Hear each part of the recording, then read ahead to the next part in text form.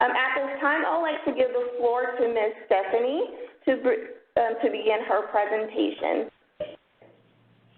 Thanks so much, Tina. Hi, everyone. It's great to see you in this webinar format again. It's been a joy to be able to be working with all of you throughout all of these webinars. And so, as Tina mentioned, I'm Stephanie Brueck-Cassoli, and I'm joined by my colleague, Diana. And this map is up here just to remind all of us who is in this wonderful learning cohort. And based on registration, it looks like most of you are very well represented in these states, and so we look forward to hearing from you throughout the webinar. As Tina mentioned, we're going to use the Q&A box primarily today. There will be time at the end for questions, and we will respond to those, but if things come up throughout, please feel free to submit your questions, and Tina will make sure that Diana and I have all of our executive function skills intact to be able to answer those as we go. So, and as has been tradition here so far, is to use a little icebreaker to get us engaged and warmed up and ready and excited to participate in this webinar. So, since it is summer, and it is definitely very warm here in Boston today, the question for all of you, which Tina's going to put into a little poll, and so then you can all respond to the poll and we'll see which wins. So, for your summer treats, do you prefer ice cream or popsicles? Let's see which wins.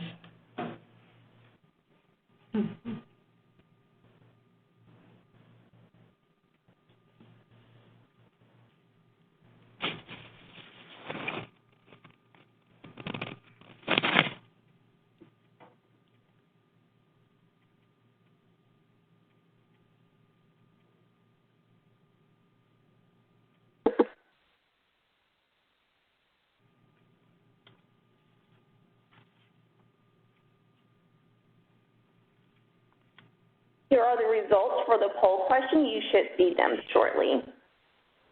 That was so fast.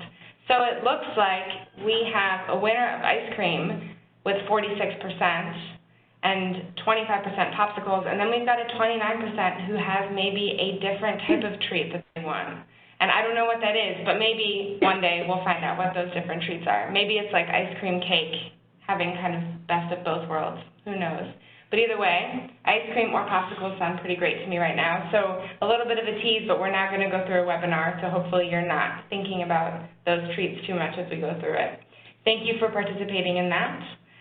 It gets us all warmed up and used to the system too. So for today's webinar, we are going to focus on a coaching observation tool.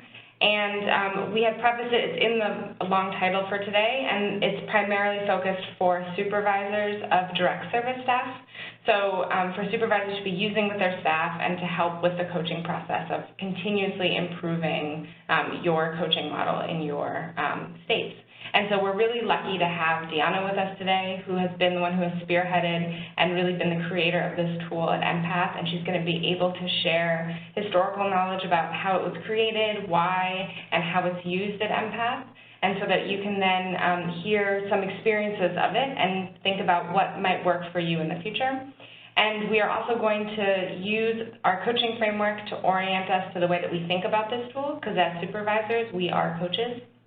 And then we are really lucky because our other colleague, Jen Lowe, who I think is in the background there with Diana somewhere, is going to join us later in the webinar, who did this tool with South Dakota on one of the coaching visits. So she's going to be able to share how that went in South Dakota and give a really nice story that might feel really applicable to all of you. So that is our plan for today. And what I'm going to do now is I'm going to turn it over to Diana just briefly so she can give you a framework of what this observation tool is. I do want to give a little heads up that what you're going to see on the screen is a very small version of the observation tool, and you're going to see it a couple times in the webinar. Please don't feel like you have to read the small font that's on the screen. It's there really to give you an idea of what does this look like in concept, and you will be able to download the full observation tool at the end of this webinar. So with that, Diana. Thank you, Stephanie. Hello, everyone. Thank you for joining us today. So yeah, this is like a snapshot of our coaching page of the observation tool. And the idea about creating this observation tool was during a meeting. We were having a meeting, and somebody said, how can we support our coaches on their work with participants? How can we sort of measure how they're doing their coaching, what kind of coaching styles they have?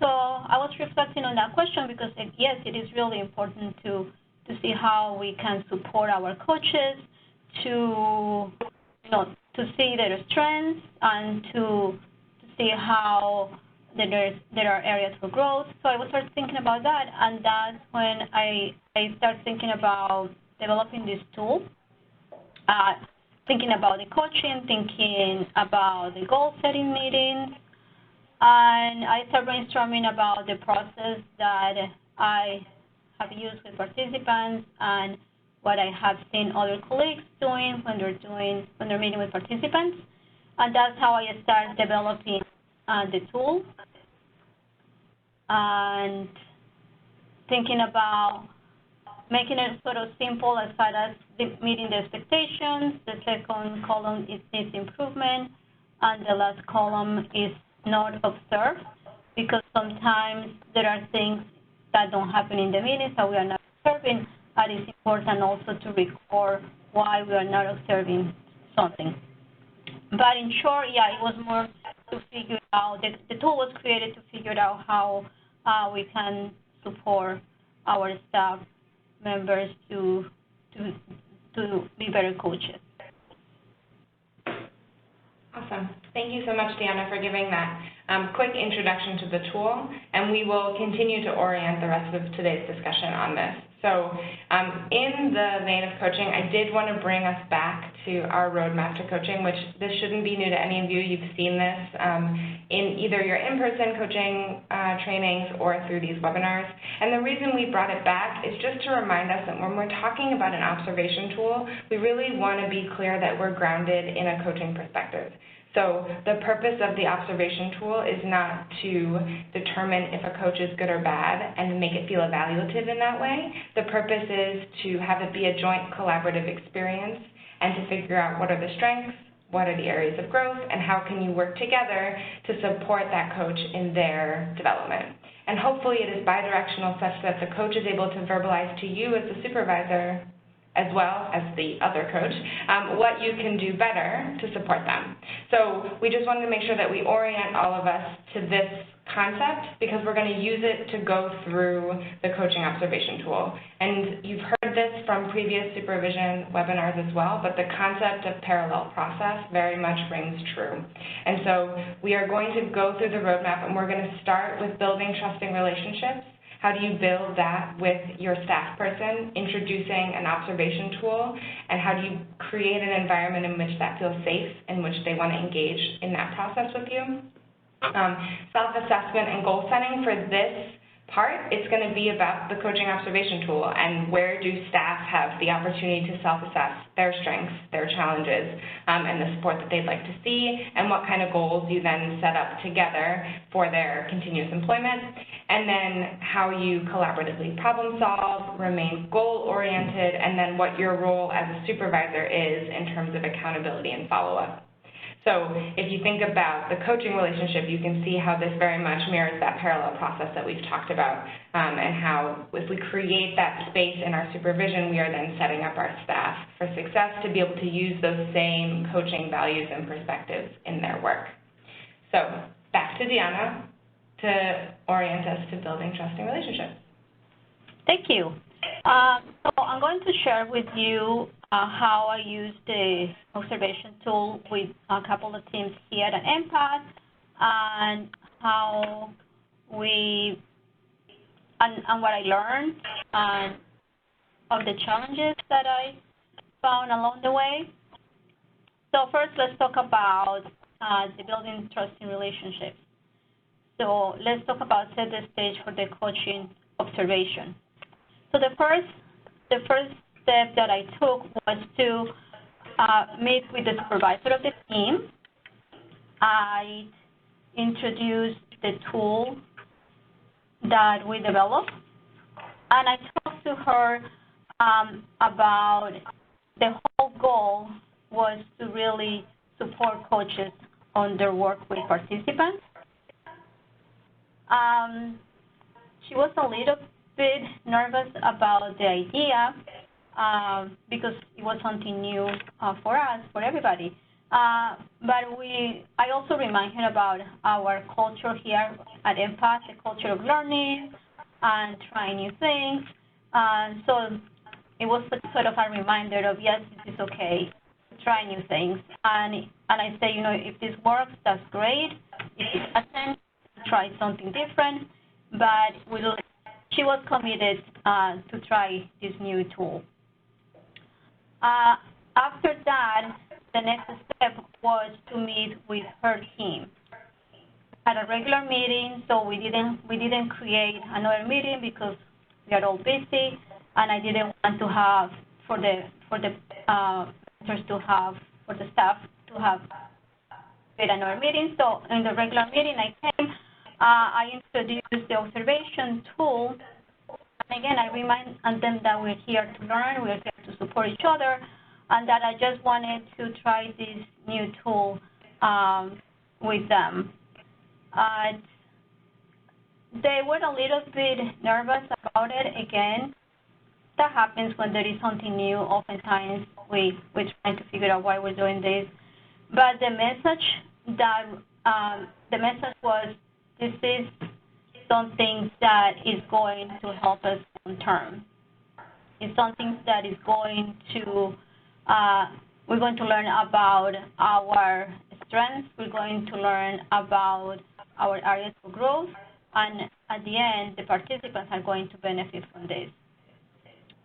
They were really good about talking about their challenge. They were worried about participants, and they were worried about, are we sort of evaluating them? Is somebody going to be fired after this evaluation, after this observation tool is used? So they had a lot of questions, which I really like that, because we're about building trusting relationships here.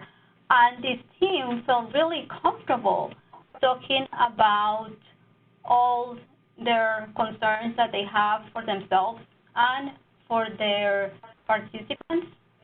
It was a safe environment where everybody was comfortable talking about their concerns, and I really appreciated that.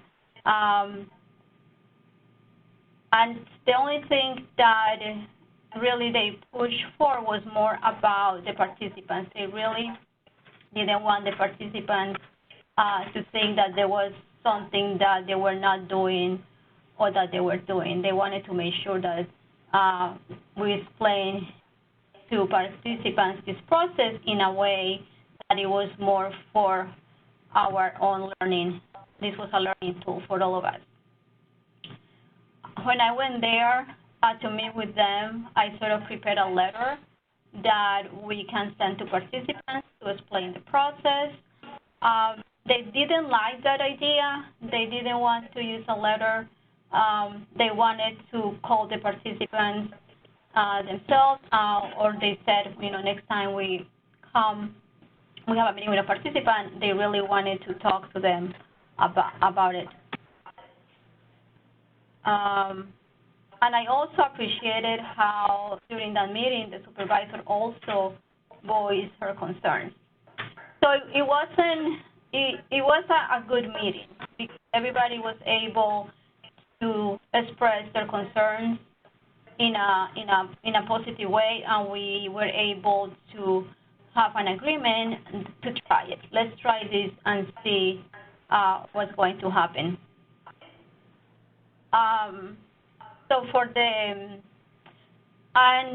during that meeting, we also reviewed the observation tool. Each line by line, you will see you will receive at the end of this webinar a copy of the observation tool, and you'll see it's like 4 pages long.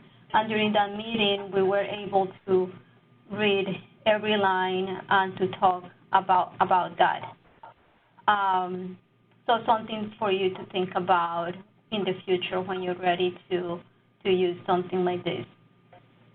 Deanna, can I add something for a moment? Sure. Yeah. So I just wanted to take just a quick zoom out in terms of context, because I don't know if we were clear about this, but we're really lucky at EMPath because we have Deanna, who is someone who can support the supervisors and the staff, and so she's been able to create this tool and pilot it with the teams with the goal that this moves the process to be owned by the supervisors, so to speak. But we've been able to we have this capacity building team, Deanna and me, and we're able to pilot these different approaches, and so I just wanted to provide a little bit of context as to why Deanna was talking about working with supervisors. But it still applies in the same way, because Deanna's also using a parallel process. So that's all. Thanks, Deanna. Thank you, Stephanie. So created the momentum. So after that meeting, I was able to meet with each staff member and to highlight, again, that this was a learning opportunity for all of us.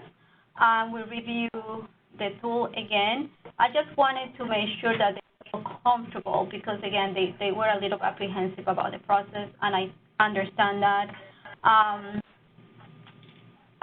I talk about how uncomfortable they probably will feel about having somebody shadowing their meetings. And yes, they raised also concerns about that. But again, it was my main goal was to really show them that I was not there to criticize what they're doing, or it was more about to support them. Long-term goal was going to be how can we support our staff members so they can do great work with our participants. So very, very important is to think about our participants and who will be willing to participate in the shadowing. And they did find some participants that were able to, that welcomed the idea, and we just set up the meetings.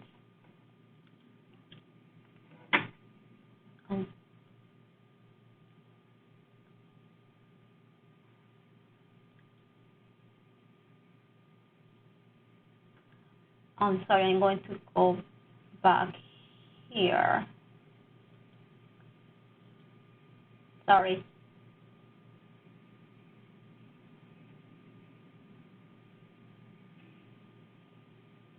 Sorry about that.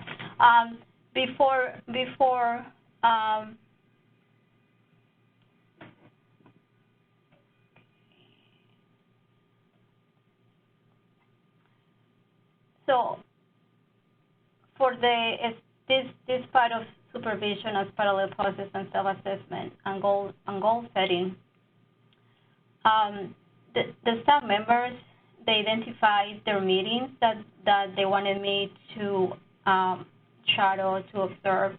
Some of them wanted me to go to a goal setting meeting. Some of them wanted me to go to a regular coaching meeting, and that was okay. It was their choice to what meeting they wanted me to go to. I think something that it was suggested, it was for the supervisor said, I want to tell you what are her strengths for a staff member, what are the staff member's strengths, what are their areas for growth.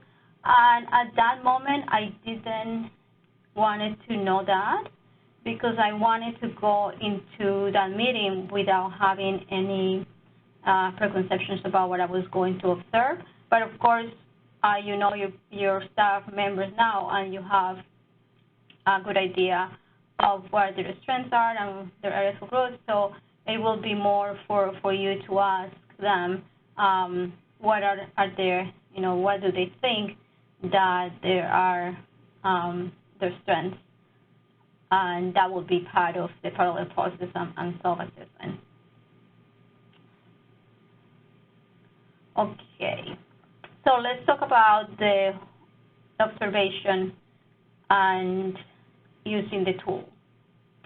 So before doing that, I set up an appointment with the staff member that I was going to shadow, because I wanted to make sure that after the shadowing, we have time to talk about her experience and my experience doing this shadowing. So we set up that. It was like 24 hours after the meeting, and she was also eager to learn about what I was thinking about what I observed.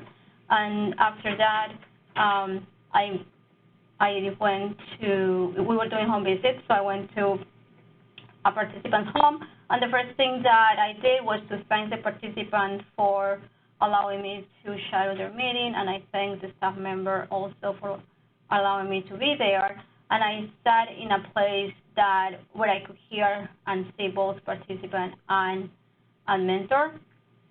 And I brought the tool with me, and I took a lot of notes with a lot of examples of what I heard and what I observed.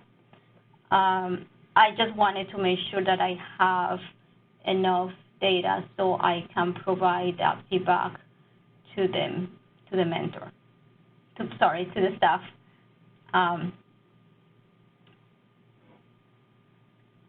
Now for the debrief and the follow-up, again, I wanted to be with them like after 24 hours. I wanted to make sure that I have enough time to really think about what I observed and to have enough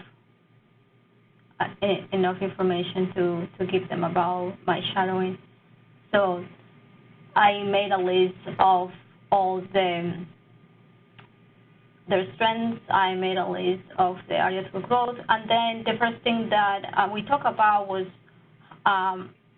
their experience doing this, and it was really positive for them. Most of them said that, yes, at the beginning they were a little bit nervous because they know I was there and I was observing them, but it was okay because I never asked questions. I was just there observing. One of our staff members said that she forgot that I was there because, again, I didn't ask any questions or anything. And in general, people after having the first observation, they were fine. After having the first observation, one of the staff members told the other team members that it was fine, that it wasn't scary, and that the feedback was helpful. So after that, I was able to work very well with that team because they realized that it was more like a learning process for all of us. Does anybody have any questions?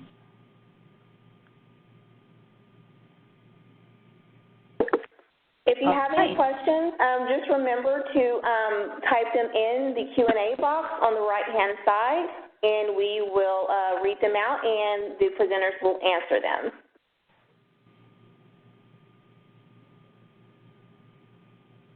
Okay. So the last thing that I did was that I met with the supervisor of the team. I gave the feedback to each staff member that I observed, and I observed each member 3 times.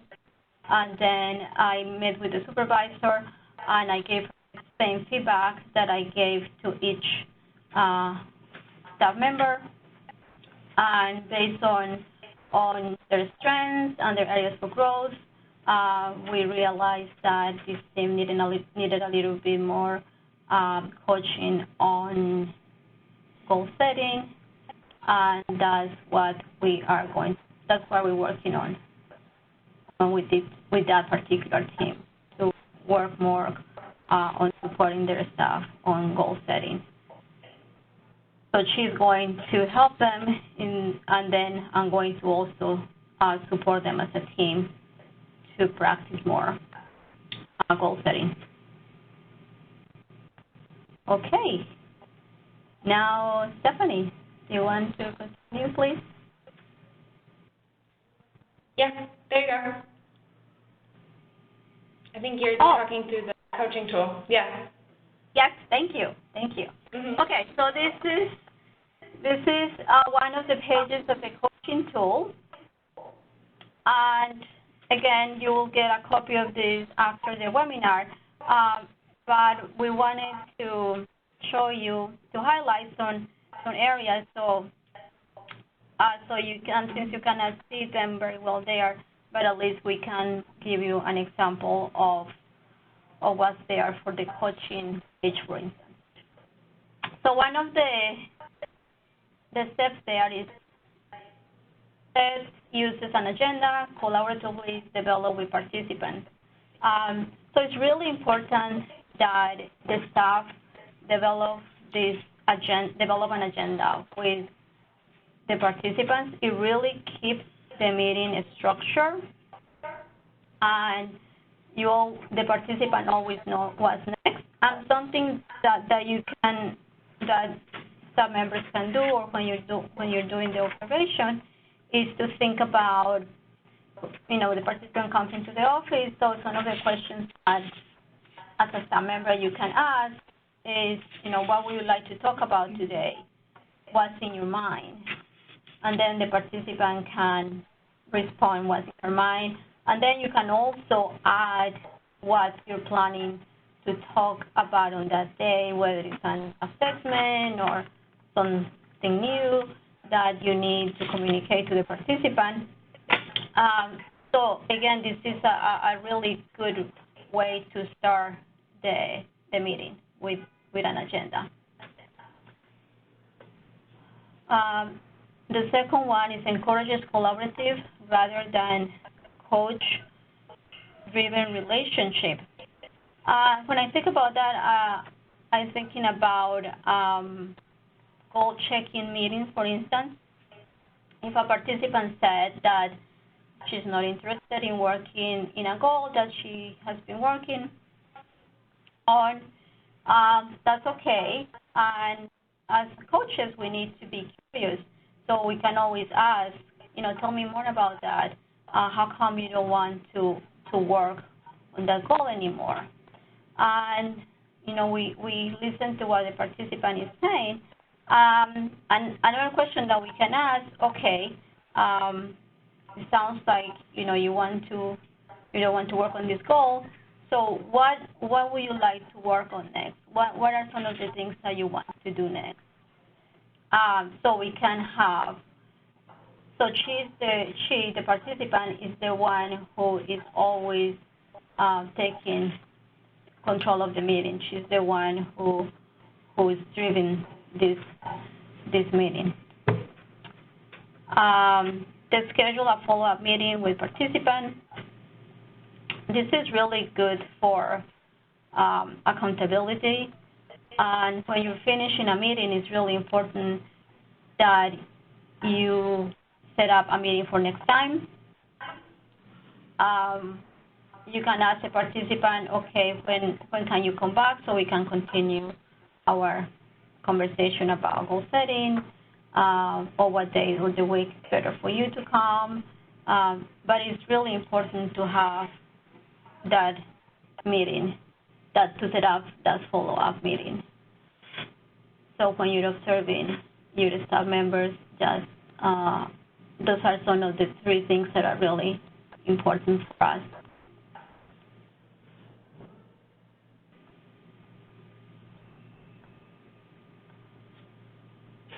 So this is the initial goal-setting initial meeting, like the first time that you are setting a meeting, a goal-setting meeting.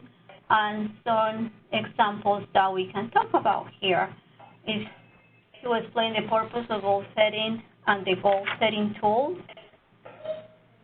So as participants explain why they want to accomplish or improve what they want to accomplish or improve in their life or their children's life, introduce the goal setting as a tool to help them identify the steps to make this happen and the supports that they might need, the challenges that they might encounter.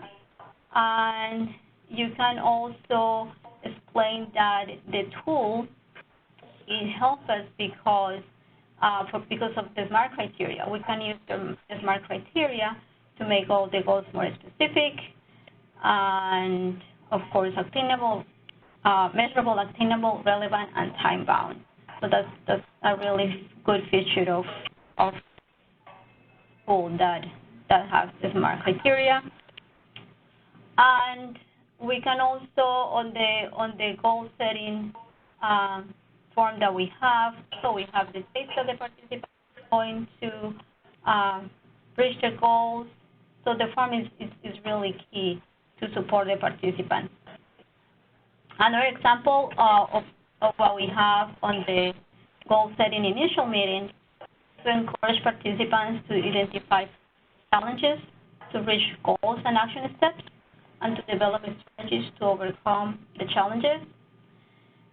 So as coaches, we need to be very curious, and when we are writing goals with participants, one of the questions that we can ask to participants is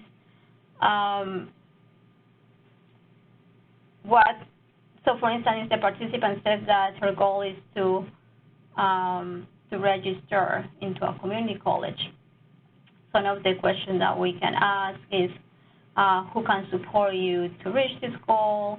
What is your main challenge to achieving this goal? What's one thing you can do to overcome this challenge? So again, it's to really ask a lot of open-ended questions to support the participant on making sure that she or he will reach this goal. Another example is treat goal setting as participant-driven and mentor-supported. And for this, again, I have to say, as coaches, we need to be curious and ask a lot of questions. And remember, this goal-setting process is participant-led. And for instance, you can say, well, I heard you say that you were worried about not having a summer program for your son. What would you like to do about it? And again, asking all these questions, knowing that all this is participant-driven, depending on what she answers, depending on what she wants, then you can continue the conversation. But the participant is the one who's always leading the conversation.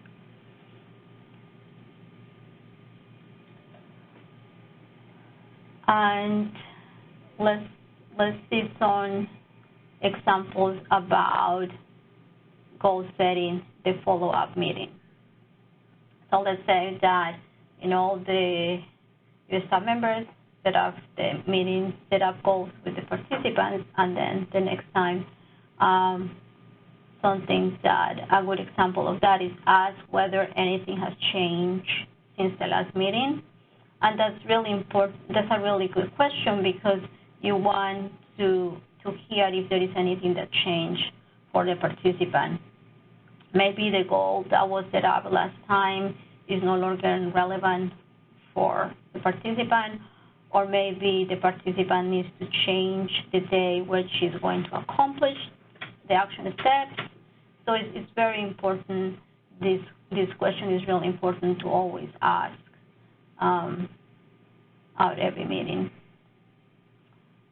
Another example about this follow-up meeting is to celebrate with the participant when goals are accomplished and reflect on the process, the challenges, resources, strengths. This is really, for me, this is a very important process here because you really are celebrating with participant, which is very important, whether she reached a small goal or a big goal, it's really important to celebrate it, as well as to help the participant reflect on the process of reaching that goal, and to reflect on the support she had, to reflect on the challenges she faced and how she overcome those challenges, and to think with her, the participant, about, I reached this goal, I was able to do this. What else can you do after reaching this goal? And taking that opportunity to really help the participant to think about next steps. And the last example here is to hold participants and staff accountable for making progress on goals and on program outcomes. And we can do this by, after the meeting, sending an email to the participant.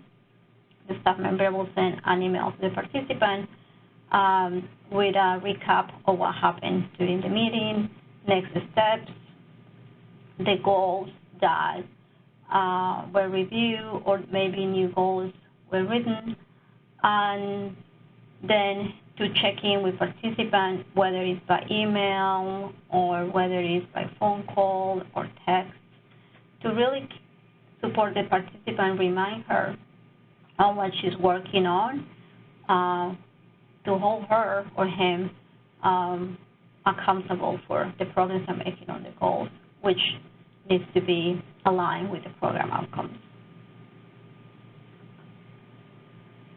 Any questions? There might be one that came in, although I couldn't see it. Tina, can you see it on your end?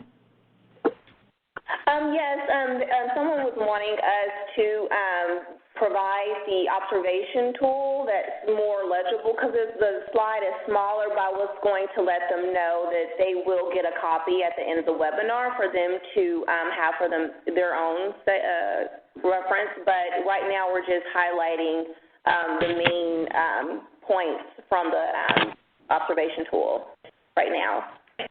Yeah, thanks, Tina. Yes, observation tools will be available following the webinar. We promise. We promise. So what Diana just went through, which is helpful, is really talking about the main components of the tool, so that the ethos of coaching and the main points that she's looking for when she's observing coaches. And you could see from the observation tool, it's broken into different sections depending on the type of meeting you're observing. And so when you then see the full tool, you'll see that all of the main points that she highlighted are reflected in, more broken down questions, so that you're also able to have some objective observations when it comes to it, which can be hard to do. So to continue on the coaching roadmap, I wanted to point out some themes I was hearing when Diana was speaking, and you could hear that the ones that she pulled out as areas of focus typically were ones that specifically referenced having a collaborative approach between the participant and the coach. And it came up in both the self-assessment or the coaching piece as well as the goal-setting piece, because that collaborative approach is really what undergirds that coaching relationship. And so when we think about potentially shifting from a transactional relationship that we've historically used and being intentional about our coaching practice, that collaborative approach and how to continue to reorient ourselves and remind ourselves on how to do that, that's really key. And so I really appreciated Diana's attention to that piece and calling it out on the tool so that you as supervisors are able to look to that really, really easily and have an intentional conversation with your staff about it. So as Diana had mentioned, when she finishes doing the observation tool with the staff person, they set up a meeting, and this is something they know is coming well in advance. And before the tool is administered, so to speak, she's also asking of areas of growth that the staff person identifies. And then in addition, after having done the tool, what are areas of growth? What are things that you think you did well? And then that grounds the goal setting and goal follow through between the supervisor and the staff person. So within supervision, we want to make sure that we're allocating a certain amount of time to be able to follow up on the goals that we set with our staff around this before. So what are the learning goals that the staff person has for continuously improving their coaching practice? And how can we make sure that in our supervision time, among all the important administrative pieces and data collection pieces, that we're leaving time to make sure that we are continuing to come back to the goals that they've set, asking how we as supervisors can support that staff person. Is there something we can be doing in supervision that's helpful? I've done role plays in supervision, talking through tough conversations. How can we make sure that we are supporting the staff person in their goals? And by doing that, right, you're modeling how you set an agenda with a participant and making sure that you're coming back to the goals that they set with you at first, because what we don't do is set a goal with a participant and then 3 months later say, hey, how'd that goal go, right? It's a continuous process. So you're doing the same thing in your supervision meetings. And then the last point just talks about responding rather than reacting to crisis. And the point of that bullet point is just to highlight that we don't want the crises to derail the goals. And I mean that the goals might change over time, and that's totally okay, but we don't want the crisis to derail spending time on talking about what the staff person wants to continue to improve on. So how can we uphold our coaching practices to make sure that we're continuing to support those conversations? Then the next road sign on our coaching roadmap is problem solving. And so with this, if you've set a goal with participants, likely you've noticed that that goal needs to change, and the same thing is probably going to happen with staff. There might be, ways that goal was articulated that doesn't feel as applicable to a broad array of participants. Maybe it's one specific participant that really was challenging for them. But the point is that you are in your goal-oriented meetings. You are asking the staff person what they want to improve on and what their ideas are for shifting practices. It's also great to, especially when we're talking about the shifting to a coaching culture, to have that buy-in from staff about what that coaching culture looks like. So are there things that they've learned from doing this process, this coaching observation process, that they would, as Diana had mentioned, another team did, of making suggestions for what to do differently next time, or wording on the tool that might help, really allowing them to be a part of the process to help you think through how an observation practice in your program can be really effective. I do want to note that where I'm sitting sometimes can be a little noisy, so if you hear little voices in the background, it's because there's kids outside my door. So part of working in our office, just a heads up. And so then with the problem solving, there are times when you, as the supervisor, what resources exist for that staff person, or what your professional development budget looks like and what types of training are available to that staff person. So, of course, sharing those opportunities with your staff when appropriate. And again, trying to align professional development opportunities, not just what is important for the agency, but how does that align with that individual staff person's goals. And I think before I move to the next one, I think I see another question that came in. Yes, there was another question here. Let me pull it up. Sorry about this, guys. They're wanting to know, will we receive the observation tool after the presentation today, which we will. We will have the observation available after the webinar and copies of the slides, and we can also do that for you guys as well. Perfect. Thank you. Okay, so then our final road sign is accountability and follow-up, and it is definitely a last but not least road sign, because it's like tying a ribbon around the whole process. Because without accountability and follow-up, we really are not following through on what we said we were going to do, and therefore potentially eroding that first road sign that Diana talked about, which is building trusting relationships. So if I, as a supervisor, say, this observation tool is going to be what anchors the way that we think about our continuous relationship together and your continuous development as a coach, and I'm viewing this tool as a collaborative way to help you get there and help me continue to support you, then I want to make sure I'm following on that, and then I'm not using it in a different way, in an evaluative fashion. We just want to make sure it aligns with the way that we said that we were going to use it. We also, if we say that we want input from them and we're eliciting feedback, that we find a way to either incorporate it in there or come back and share why maybe it's not being incorporated, and if there are other opportunities for their ideas to be used in another place in our programming. I think about how often with new pilot programs we do focus groups with participants. And I think it is so crucial that after you've done focus groups to be able to share with the participants what changed in the program based on their feedback. And so the same thing with staff. How has their experience with it and them being willing to do this process with you, how has that changed the way that programming is moving forward? And then with the goal setting that we talked about earlier, there's accountability and follow-up to that as well, right? Is there a goal that they've been working on? So let's say a staff person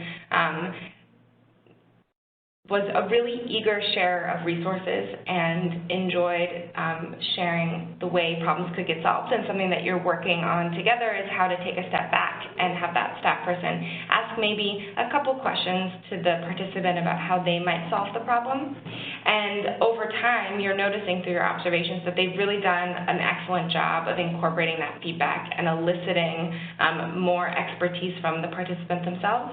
And so how do you recognize the fact that they worked on that goal and that they've completed that goal? So, it could be a card like, woohoo, you did it, or a way of just saying, maybe you have a certificate system. It's really up to you about how you think about acknowledging the work that they've done and then supporting their continuously wanting to learn. So what is the next thing that they want to work on to be a better coach? And so Diana's position is unique in that she's not the supervisor, but she makes really clear to them from the beginning how frequently they're going to be meeting and at what intervals they're going to meet. And we would recommend if you can do that as supervisors as well, that would be great. So are you going to bring up this observation tool monthly, quarterly? How is that going to be pulled into your regular supervision time? The other thing, we've been talking a lot about one-on-ones, but could you think about using this as a group, so with your entire team? Maybe there's a parent share opportunity, or you can have buddy systems within your staff about how to continue to support each other on their learning goals, because I do recognize that your time is limited, and so how can you think about using this learning process and this observation tool without overburdening your supervisors or your specific time in making this happen. So lots of creative options to help you create a process where you have an observation tool. So with that, I'm really excited because our colleague Jen is going to join us in just a moment, and she was in South Dakota for one of many coaching trainings, and while on one of those visits, she was able to use the coaching observation tool, and so she's going to share like a message from the field about how that went and what you might glean from that process as you think about this in your states. Jen? Thanks, Stephanie. I appreciate that. Diana and I, Presto Changeo facilitator, and I'm really excited to share a little bit about my observation of coaching practice in South Dakota, but I just wanted to provide a little bit of context. Last year, as part of the ICE project, I had the opportunity to work with Washington, D.C., and that's really where we initially externally pilot the coaching observation tool. And so I thought it might be helpful just to share that experience and then share South Dakota. So with Washington, D.C., prior to starting ICE project, a lot of the staff had already received some coaching training. They had done a lot of motivational interviewing training. So when they started with the EYES project, they were already a little bit ahead in their coaching practices. They already had a good foundation to begin with. And so one of the site visits they invited us for was to do coaching observation. They wanted us to jump in and do some observations of the team. And these were primarily in-office observations. I was joined by Azalea from Public Strategies. We both went out to Washington, D.C., and it was a joint in-office and in the field observations. But I'm going to speak to the in-office observations that I was able to do. So in-office, we worked with staff. We sort of shadowed them quietly in the office as they were meeting, primarily doing goal-setting conversations or goal-setting meetings with customers.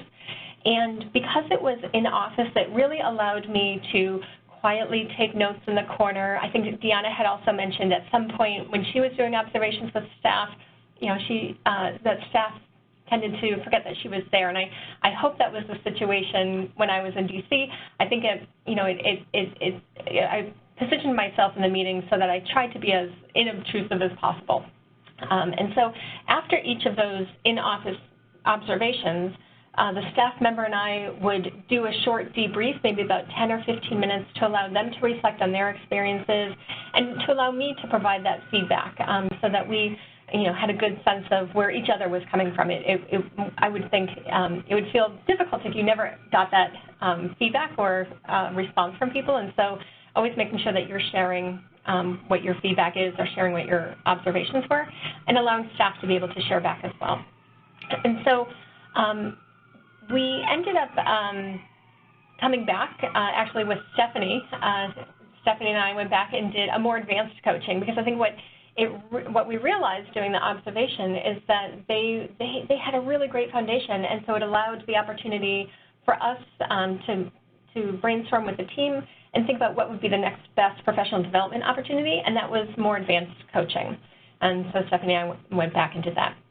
And so now into my example from South Dakota, an incredible team out there. They had done a training as part of the EYES project in the fall. We did a coaching training with them, and so they just started implementing coaching practices within their work. They're piloting in 2 offices right now, I believe Pine Ridge and Mission, and they've been at it for about 3 months before they invited us back out to do another site visit for coaching observation. And so this site visit was a little different.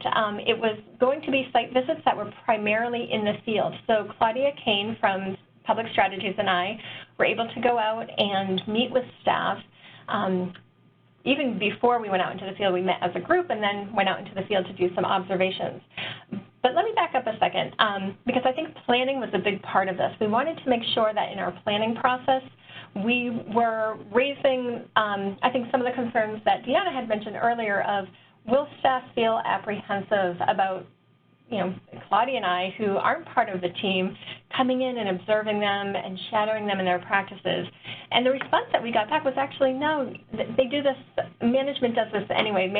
Staff are used to management going out and doing observations, and so this would feel like a natural part of the work. It's something that they've already been doing, which was really helpful, I think, for Claudia and I to hear, and it took away, I think, some of our concerns or apprehension about observing. And so we went out into the field with some incredible staff, and as you can imagine, using the tool in the field is a little trickier or a little bit more challenging than using the tool in an office-based setting. And so what I found is that in the field, because we were visiting people at work sites all over a couple of different towns we were working in, it was a bit challenging to actually take out the observation tool and write notes, because we were doing site observations working at either juvenile detention centers or elder food services, and so it was hard to actually, I think, logistically use the tool. But the tool was incredibly helpful for both Claudia and I think, to become familiar with it, become familiar with the structure, so that post-observation, we were able to, make our notes, make notations, whether it was in the car or afterwards, be able to put in our notes and comments and feedback into the structure, into the tool. And so that, for us, provided a nice way to then debrief with the group, the entire team, on both days. We were there for 2 days doing observations. It allowed us to debrief with the group to hear what their reactions were, to hear what our feedback was, and to really brainstorm as an entire team where they would like some more professional development opportunities, where we thought they were doing really great work. I mean, even only in the 3 months of piloting, there was so much, it was so great to see what they were doing. But it allowed that opportunity to share and think about what the next steps could possibly be. Yeah, so that was my observation of using a earlier iteration of the tool in Washington, and then a later iteration of the tool that you'll be getting today with South Dakota.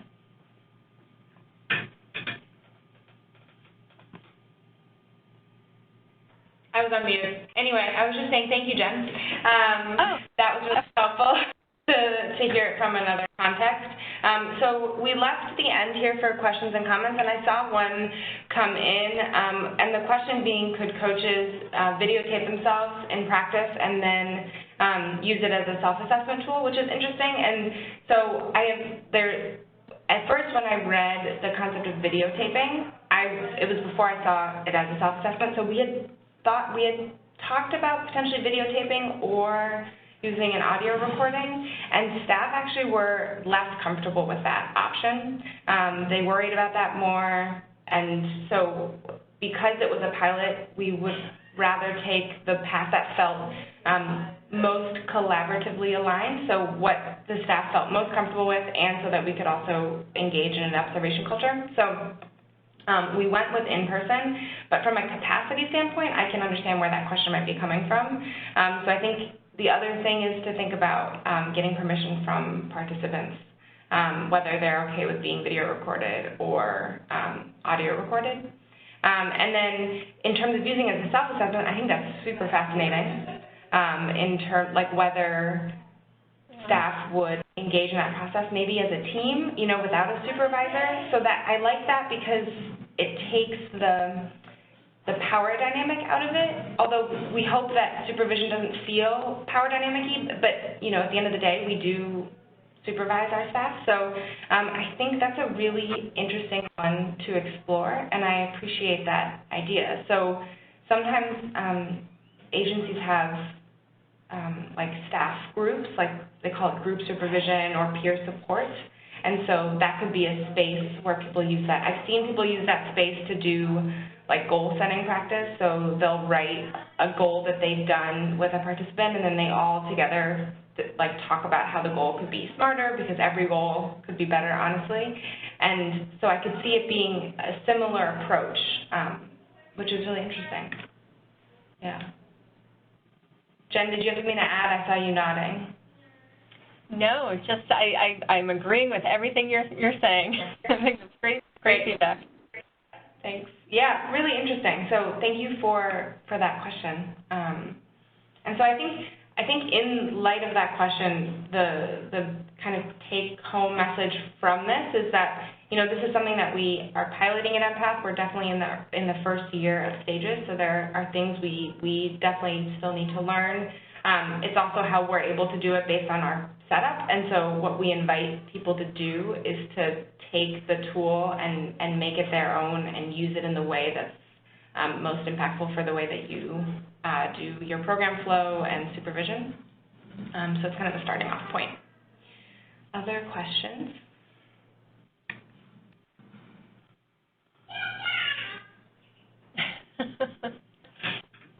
Did you hear the kids in the background? They had questions. Always.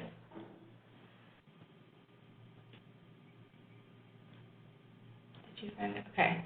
A question came in as to whether we found a 24-hour delayed response for observation feedback to be the most efficient time frame. Interesting question. I don't know if we tested, 24 hours versus right after to be able to say which is better. I think I could see it play out two different ways. When I think about the staff that I've worked with, I think some of them might sit in some anxiety if I didn't follow up with them right after, and I wouldn't want them to worry about it, because even if I upfront say, this is about us collaboratively thinking about how to support you, and I want to be here to, you know, help you become the coach that you want to be. I think I also need to prove that a bit. And so if you're able to spend at least a couple minutes, if your time is tight, after, to just particularly call out what they did well, I wouldn't want staff to go home anxiously sleeping on it, so I appreciate that question. And it might be a little much to do like a full hour debrief, let's say, after they've done a meeting, right? So I think it's a bit of a balance. So if there's a way for you to provide some like immediate, hey, thank you so much for letting me observe you. You clearly care about this participant's well-being, and it is so evident based on the way that you have built that relationship. I look forward to talking with you more tomorrow. Like, I hope you have a good night, however you want to frame it. So I think that's a really thoughtful way of getting at that. So thank you for that question.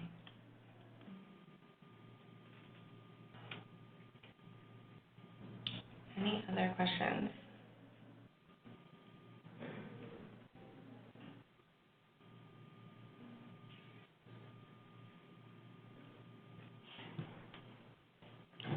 I think those are good questions to start with. I'm trying to think, Jen, did anything come up for you? Or any other like popular questions when you were doing it in South Dakota or DC?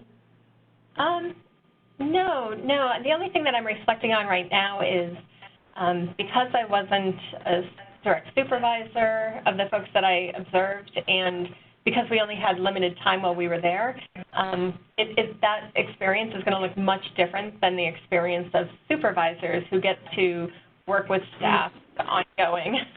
And so our experience coming in for a day or 2 days and quickly having to debrief and think about next steps and professional development opportunities is going to be very different. Very different. Yeah, I mean, it's hard to have like continuous goal orientation if you're coming in for a couple days and then leaving, right? Yeah. So I think what you're bringing up is that consistency and the importance of you know, the one-on-one relationship or the group relationship that you're creating through the use of the tool. Right. So it isn't just us coming in and leaving, but maybe us coming in, sharing the tool, and having the tool be used in an ongoing way. Yeah. And I think while I'm talking about piloting, I'm not sure if this was, if we made this clear. I think sometimes when we operate in our spaces, we forget that other people are not in our spaces. So they don't know what we've done. But what Diana did is she started working with one team only and piloting it and getting feedback from them, and then moving to other teams and taking on the feedback and incorporating it as she went. So as all pilots go, always, I think it's great to start with a small team. You all have identified kind of champions of coaching within your states who've been able to spread the coaching ethos across the state. And so maybe starting with your enthusiastic supporters to help get some feedback in terms of what they think their peers might feel about the tool, what questions feel like they align with the way that they do their work, where there might be some hiccups. I think sometimes we are removed unintentionally, and so it can be really helpful to solicit that kind of feedback and be really intentional about how this can be the most impactful for the people that you're trying to make it impactful for. So that's the other piece I want to make sure we're clear on. Okay. I'm not seeing any other questions, which is okay, and I am in no need to keep you all here until 3:30 just because that's what we have to do. But what we do have for the next few minutes is Tina's gonna do her magic and upload the tool for you to be able to download, and it's gonna pop up when you're also, one more question, but so Tina's gonna pop up the observation tool, you're gonna be able to download it, and then there's also going to be a survey, just to give a quick participation feedback. So if you could please fill that out, and then you get your downloaded copy. So the question that came in was, does your evaluative format utilize observations? So after 1 year of implementation, would the format be similar to the one they have seen previously? Oh, I see. So think I see.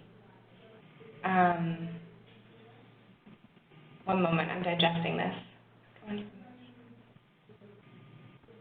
Okay, if I understand it correctly, so the coaching observation tool, the general format we do keep it the same. I think the only thing that we've changed is like a few wording, or we noticed there was things that were repetitive on there.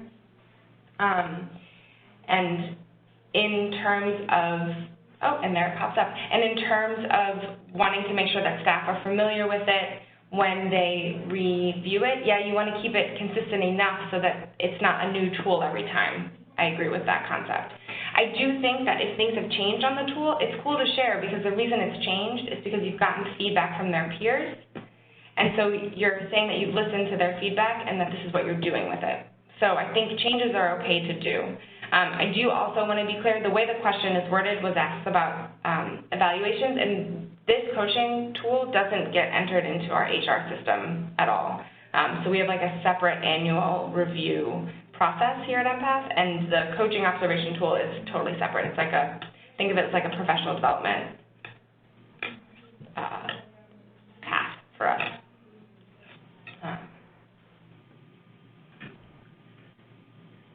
Yes. I have the observation tool open for those who would like to download it for themselves. I will leave this up as you guys get this done. Just highlight over the file, and you can right-click to download. Also, we will have our final webinar on August the 8th. As well, so just be available for that. Also, I was wanting to let you know that this PDF is 508 compliant, so you should be good to go. Awesome. Thank you for making sure that it was compliant too. So again, please, I hope you can take from the tool what's helpful to you. If you're willing to share with us what you've done to change it, we're always happy to hear your ideas, because we learn from you too, so we appreciate that. That is it for our part, so really just thank you for participating and for your questions. This will be, I think the survey is going to pop up as soon as you close out the webinar. It's going to be some automatic thing, hard to avoid. And then, yes, thanks, Dina. And then that'll be it. So I'll stay on here for another couple minutes just in case we have some final questions. But with that, the webinar content part is concluded. So thank you very much.